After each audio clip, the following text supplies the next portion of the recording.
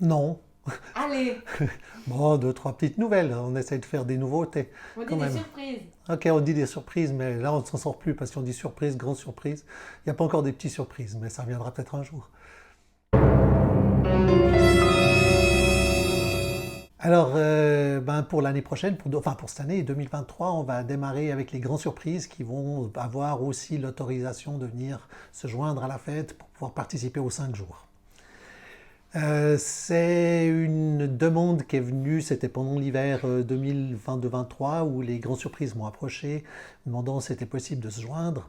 On a discuté un petit peu avec eux, on a discuté avec le comité pour voir une petite analyse, puis après réflexion, on s'est décidé que c'était une bonne idée d'avoir les grandes surprises qui venaient aussi à cette fête.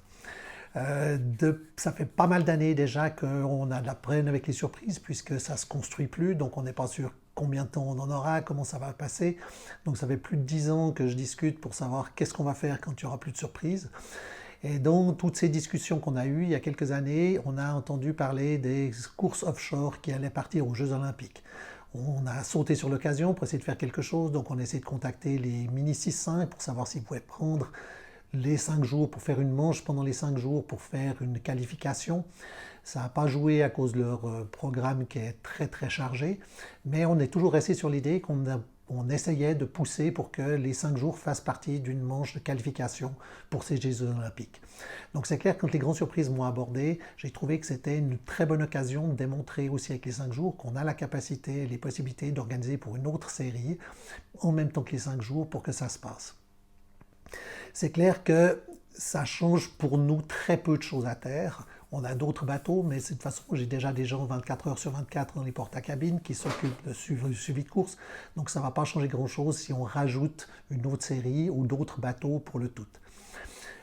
Ça pose beaucoup plus de problèmes quand on parle des problèmes à terre, parce que mon plus gros problème, c'est de savoir où c'est qu'on va stocker ces bateaux avant le départ. Alors, on n'a pas envie que ce soit un blocage pour les surprises. On va rien limiter sur les surprises, donc il y aura toujours 40 surprises à disposition, enfin, qui pourront partir. Je rappelle que les 40, c'est juste parce qu'après, on ne sait plus où les mettre dans les ports. C'est déjà pour ça qu'on avait limité à 40. On va mettre les grandes surprises devant le château d'Ouchy pour qu'ils aient une place. C'est un peu plus loin du port, mais par contre, c'est facile d'accès. On peut arriver en voiture, on peut facilement charger les bateaux. Ce n'est pas les meilleures places du monde, mais ça va très bien jouer pour pouvoir juste faire un chargement et préparer les bateaux. Donc ça nous résolvait le gros problème avant le départ. Après, pendant le départ, ben c'est clair que je ne peux pas avoir sur une ligne de départ des surprises et des grandes surprises qui partent pour 5 jours en même temps. Donc les grandes surprises vont partir avec un décalage de 2 heures. Ça devrait permettre aux surprises de finir leur prologue et de commencer à naviguer sur les 5 jours avant que les grandes surprises partent. C'est clair que si on n'a vraiment pas de vent et puis que les surprises n'ont pas fini leur prologue dans les 2 heures, on va retarder le départ des grandes surprises pour qu'il n'y ait pas de conflit à ce moment-là, qui est le moment principal des conflits. Pendant la régate, je ne vois pas spécialement de raison qu'on ait de conflit plus que ce qu'on pourrait avoir tout avec tous les autres bateaux qu'il y a sur le lac. Les grandes surprises sont un petit peu plus lourds à manier, ça veut dire que les passages de bouées, il n'y a pas de raison de s'énerver dessus. Avec 40 surprises, il n'y a déjà personne qui arrive à s'énerver sur les bouées, donc je ne vois pas pourquoi ça devrait arriver si on rajoute des grandes surprises. Sur l'arrivée, par contre, les grandes surprises vont avoir une arrivée qui sera 2 heures après. On sait qu'il n'y a pas toutes les surprises qui finissent dans les 2 premières heures, mais on n'est pas sûr non plus que les grandes surprises finissent tous dans la minute. On va surtout changer dans les raccourcis, on va mettre des plus grands raccourcis probablement pour les grandes surprises, ce qui fait que normalement dans les derniers raccourcis, les deux classes ne seront pas dans les mêmes raccourcis, ce qui devrait limiter quand même passablement les problèmes de conflit. Si vraiment on s'aperçoit qu'il y a quelque chose, on est en train de discuter encore les finalités sur l'organisation complète, mais si on voit qu'il y a quelque chose, on va peut-être rajouter une boucle différente, carrément différente pour les grosses surprises, pour qu'il n'y ait vraiment pas limité les conflits au passage de bouée, surtout le dernier jour. Donc ça, c'était pour ce qu'on essayait de faire. Et puis je pense que ce sera une bonne chose. Ça sera sympa d'avoir les grands frères des surprises qui viennent. Ça sera sympa de voir comment ils s'en sortent pour vivre avec des bateaux beaucoup plus lourds sur 5 jours. Donc je suis convaincu que ça va être une super édition avec des gens qui vont vraiment adorer.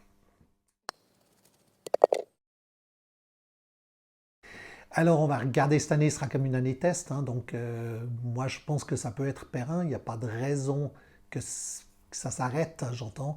Maintenant, on va voir combien de grandes surprises viennent, on va voir quelles seront les difficultés que eux vont rencontrer, que pour le moment, on n'a pas la moindre idée. Peut-être ça sera trop physique, peut-être ça sera trop long, peut-être qu'il va y avoir d'autres questions. On va rediscuter de ce qui est faisable, et puis on va faire un débriefing après les 5 jours de 2023. Alors, j'entends, je ne vois pas spécialement de problème à ce qu'on rajoute une autre série plus tard.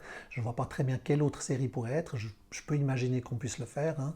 Maintenant, je ne suis pas convaincu que le but c'est d'avoir 15 séries qui partent en même temps pour 5 jours, parce que ça devient vraiment problématique à gérer, surtout à la fin, puis avant le départ.